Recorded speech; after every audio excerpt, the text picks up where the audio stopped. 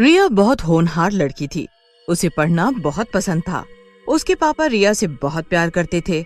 वे उसके लिए ढेर सारे खिलौने लाया करते। रिया को भी गुड़िया बहुत पसंद थी। एक दिन की बात है, रिया अपने स्कूल से घर आ रही थी। उसे रास्ते में एक सुंदर सी गुड़िया पड़ी हुई मिली। अरे, इतनी सुंदर गुड़िया कितनी प्यारी है, किसकी होगी? ऐसा करती हूँ, इसे अपने साथ ले जाती हूँ, घर में इससे खेलूंगी। रिया उस गुड़िया को घर ले जाती है और टेबल पर रख देती है और बाथरूम में चली जाती है। रिया की माँ पूनम और रिया के पापा जब रिया के कमरे में जाते हैं तो उन्हें गुड़िया दिखती है। अरे, ये कहाँ से आई? मैं तो नहीं लाया। कितनी अजीब सी दिखती है, ये कहाँ से आई होगी? पापा, ये मैं लाई हूँ। पापा, वो जो बड़े से बरगद के पास पुराना घर नहीं है, वहीं रास्ते में पड़ी हुई थी। देखो ना, कितनी सुंदर है। हाँ, सुंदर तो है, पर ये कुछ अजीब सी नहीं लग रही तुम्हें? कैसी अजीब पापा? सुंदर तो है। हाँ, अब ज्यादा बहस मत करो, चलो खाना खा लेते हैं। अगले दिन से पूनम देखती है कि रिया कुछ अजीब सा बर्ताव कर रही है। छोटी छोटी बातों में रिया गुस्सा हो रही है। ना ही वो समय पे अपने नाखून काटती है। रिया खाना भी समय से नहीं खाती और रात को भी ढंग से नहीं सो रही। पूनम देखती है कि रिया का पढ़ने में भी मन नहीं है।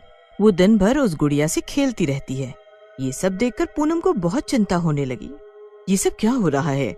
रिया कुछ अलग सा बर्ताव क्यों कर रही है? इसका पढ़ने में बिल्कुल भी ध्यान नहीं है। लगता है आजकल इसका ध्यान इस गुड़िया पे ही है। इसका तो कुछ करना ही पड़ेगा। तभी पूनम के घर उसकी पड़ोसी वैजंती आती है। अरे ओ पूनम, कहाँ आजकल? दर्शन नहीं होते तुम्हारे। घर में क्या करती रहती हो दिन भर? आओ दीदी, कैसी हो? हाँ, मैं ठीक हूँ, पर ये बता, आजकल कहाँ रहती है तू? अरे कहीं नहीं दीदी, घर में ही रहती हूँ। इतने काम हो जाते हैं ना, क्या बताऊँ। काम तो पहले भी करती थी, फिर अचानक यूं तेरा हमारे घर आना बंद हो गया, तो सोचा जाके पूछूं कि क्या बात हो गई। अब क्या बताऊं दीदी। अरे क्या हुआ? कोई समस्या है क्या? तेरी तबीयत तो ठीक है? अरे मेरी तबीयत तो बिल्कुल ठीक है दीदी, पर रिया। क्या हुआ रिया को?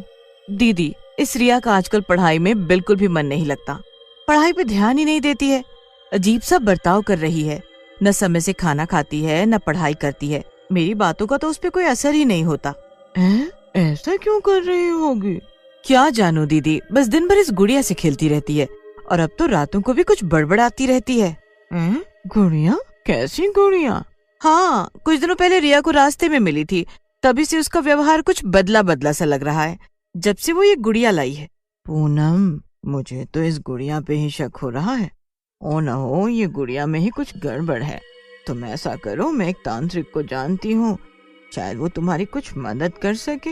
अच्छा, आप मुझे उसका पता दीजिए। ठीक है, फिलहाल तुम ऐसा करना, रिया के स्कूल से वापस आने से पहले इस गुड़िया को कहीं छुपा दो, ताकि रिया इससे दूर रहे। वैजंती पूनम को तांत्रिक का पता बताती है। पूनम उस गुड़िया को ऐसी जगह छिपा देती है जहाँ रिया ना ढूंढ पाए। रिया स्कूल से आते ही गुड़िया ढूंढने लगती है। रिया बेटा, आ गई स्कूल से तुम? हाँ, मेरी गुड़िया कहाँ है? देखो यहीं कहीं होगी। नहीं है यहाँ, सुबह मैंने यहीं रखी थी। क्या करोगी उस गुड़िया का तुम? अपनी पढ़ाई पर ध्यान दो ना। मैं कब से देख रही हूँ तुम पढ़ाई में ध्यान नहीं दे रही।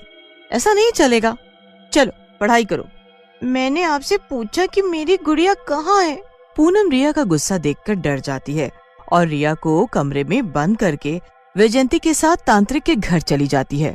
मेरी बेटी रिया कुछ दिनों से बहुत ही अजीब सा बर्ताव कर रही है। मुझे बहुत चिंता हो रही है। उसे कुछ दिनों पहले एक गुड़िया मिली थी, तभी से उसे न जाने क्या हो गया है। तुम्हारे घर में बहुत बुरी शक्ति ने प्रवेश कर लिया है। उसने रिया को अपने वश में कर लिया है। जल्दी ही कुछ करना होगा, नहीं तो अनिष्ट हो जाएगा। पंडित जी, कोई रास्ता दिखाइए। एक ही रास्ता है, किसी भी तरीके से उस गुड़िया को यहाँ लेकर आना होगा। ये आसान नहीं है पंडित जी। रिया पूरी तरीके से उसके वश में है, तो हम गुड़िया कैसे लाएंगे? मैं कल तुम्हारे घर आता हूँ, तब तक तुम ये धागा उसे बांध देना। पूनम और वैजंती धागा लेकर घर आ जाती हैं। पूनम धीरे से रिया के कमरे का दरवाजा खोलती है, पर रिया उन्हें कहीं नजर नहीं आती। रिया बेटा, कहाँ हो तुम? लगता है रिया कमरे में नहीं है। रिया इस वक्त कहाँ जा सकती है? ये सब उस गुड़िया की वजह से ही हो रहा है। वही रिया को कहीं ले गई होगी मैं तांत्रिक को फोन करती हूँ, रुको। रिया की माँ रोने लगती है और पूरे घर में रिया को ढूंढने लगती है। वैजयंती तांत्रिक को फोन करके पूनम के घर बुला लेती है। बाबा, रिया कहीं नहीं मिल रही है। रिया और रिया की गुड़िया दोनों ही गायब है। उस गुड़िया ने पूरी तरीके से रिया को अपने वश में कर रखा है। हो न हो रिया उसी जगह गई है जहाँ उसे ये गुड़िया मिली थी। तुम्हें रिया ने बताया था कि ये गुड़िया उसे कहाँ मिली थी? हाँ, वो जो बड़ा सा बरगद के पास टूटा हुआ पुराना घर है ना, वही। हमें तुरंत वहाँ जाना होगा। तांत्रिक, वैजयंती और पूनम तीनों रिया को ढूंढने बरगद के पेड़ के पास पहुँच जाते हैं। रिया वहाँ गुड़िया के साथ खेल रही होती है। रिया बेटा, ये गुड़िया मुझे दे दो, वरना मैं इसे तुमसे छीन लूंगा। रिया तांत्रिक को घूर के देखती है और अपनी गुड़िया को कसकर पकड़ लेती है। तांत्रिक अपने झोले से राख निकालता है और जोर से रिया के ऊपर छिड़क देता है। रिया गुड़िया को छोड़ देती है। रिया बेटा, तुम यहाँ कैसे आई? क्या तुम्हें यहाँ कोई लाया? रिया, बताओ तुम यहाँ कैसे आई? कौन लाया तुम्हें? मुझे नहीं पता मम्मी। तांत्रिक गुड़िया पर भी पवित्र जल छिड़कता है और गुड़िया के अंदर से आवाज आती है, मुझे जाने दो। बोल, क्यों किया तूने ऐसा? इस बच्ची को क्यों नुकसान पहुंचा रही है? कौन है तू?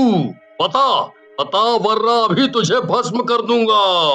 आत्मा गुड़िया के शरीर से बाहर निकलती है और एक चुड़ैल का रूप ले लेती है। बताती हूँ, मेरा नाम रूही है। सालों पहले मैं अपने पति और अपनी बच्ची के साथ इस घर में रहा करती थी।